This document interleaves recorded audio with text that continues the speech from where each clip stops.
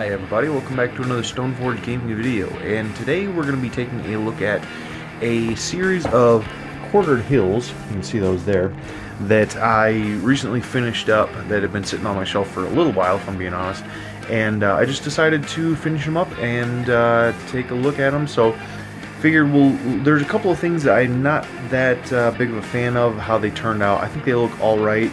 But there were just a couple of issues during the process of making them, things that I would fix for next time. So we'll take a look, I'll explain some of those, and hopefully you guys will get a kick out of seeing them.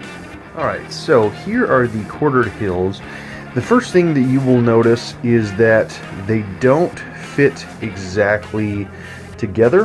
There is a little bit of a gap, and that is due to what I used to back them, which was basically a coated thin cardstock or cardboard, more likely, and so some of the gaps are larger than the others, but this is one of the better gaps. But still, if I was going to do this again, I would have to use MDF like on the sides to make sure that they're perfectly flush, flat together, because the stuff, when you're gluing it down, kind of warped, and then you get some like weird angles, and none of the angles match up all that well. So as a single hill, it doesn't really look all that great. You would do a lot better to have some maybe hills off to the side or something like that as like a single hill.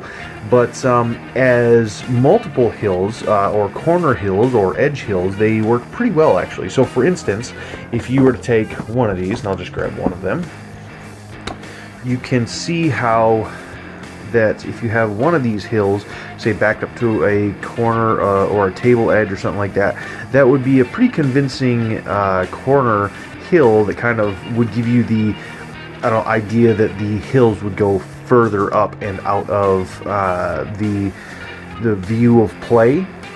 And you could even do the same thing for like this one in particular. Kind of has a good look for if you wanted to do an edge hill, where you wanted to do like a large edge hill that looked like it rounded out into something larger, but that wasn't necessarily going to be represented on the table.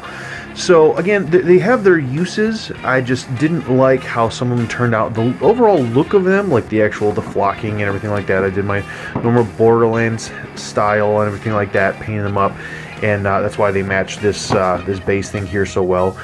Is my standard style for fantasy and that sort of stuff. But all in all, like I say, I have my gripes, but the overall construction of them is done. You can see here the stuff I backed them on. I just did like I say, I just painted them up real quick just so it wouldn't look like the flat stuff.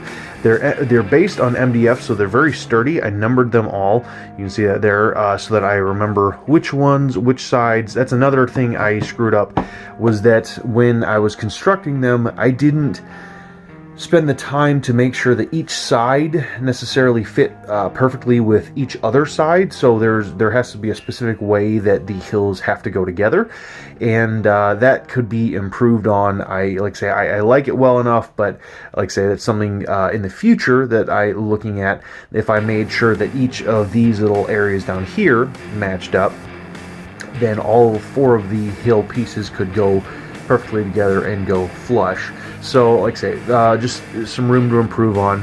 Added some vegetation, things like that, some bushes, some different little tufts of grass, some what looked like little flecks of maybe flowers, things like that, rocks, all that sort of normal stuff. They're based on MDF, built up with foam, not PVA, the extruded polystyrene, and kind of cut and shaped. And I basically had one large hill, and this is actually another thing that I would fix in the future, is that the initial construction of them is I actually made them all out of one large piece of glued together polystyrene, and then I cut them. Now that works to a degree, but really I think in the long run, what I probably need to do is not necessarily worry about cutting them like in the cross section at first. I need to get the pieces of MDF set up so that I know that they're at perfect 90-degree angles, and then basically shimmy the polystyrene in there rather than using the polystyrene as the 90-degree angle and then trying to make the cut. because like I say, if your cut is off, then the whole thing's going to be off. So all in all, they're going to be pretty useful for wargaming and RPGs as some sort of like hills that look like they go up further into, say, the mountains or whatever else. If you want to make like a little canyon pass, something like that. But yeah, like I say, there's things I would improve on, but there are things about them that I do like. So hope you have all enjoyed taking a look at these. I'll be throwing up some pictures on the Stoneforge Instagram. So you can take a look at some of the details a little bit more in depth if you would like to.